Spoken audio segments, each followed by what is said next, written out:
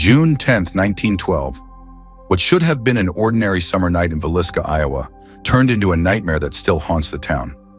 8 people, 6 from the Moore family and 2 young guests, were brutally murdered in their sleep. Over a century later, the case remains unsolved. This is the chilling story of the Villisca Axe Murders.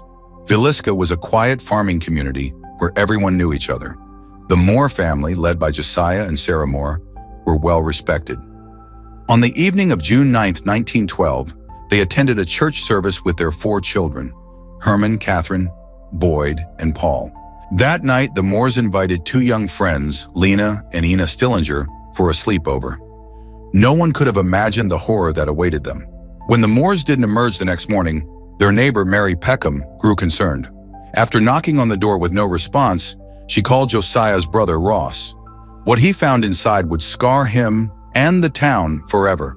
Every member of the household had been bludgeoned to death with an axe. The weapon belonging to Josiah was found left at the scene.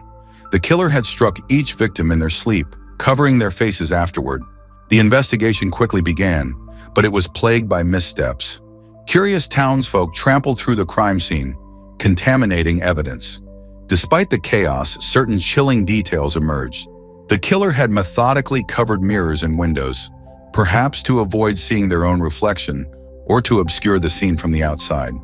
A plate of uneaten food and a bowl of bloody water suggested they had lingered after the murders. Over the years, several suspects emerged, but none were ever convicted. One of the most infamous was Reverend George Kelly, a traveling preacher who had been in Villisca that night. Known for his erratic behavior and fascination with the murders, Kelly even confessed, only to later recant. Another theory pointed to a man named William Mansfield, who was believed to be a serial killer responsible for similar axe murders in other states. However, he too was never charged. To this day, theories abound. Some believe the killer was a drifter who vanished into the night, while others suspect a personal vendetta. The house itself remains a chilling reminder, drawing visitors and paranormal investigators alike. Many claim the spirits of the victims still linger. Visitors report hearing children's laughter, footsteps, and the faint sound of an axe striking wood.